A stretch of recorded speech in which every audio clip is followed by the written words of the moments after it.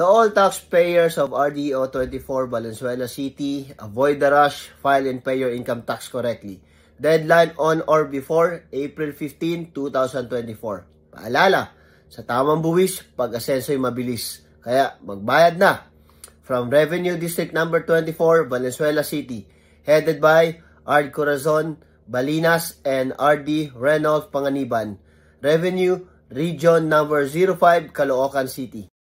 Maging masikasik sa bagong bukas, kabahagi tayo sa tamang landas.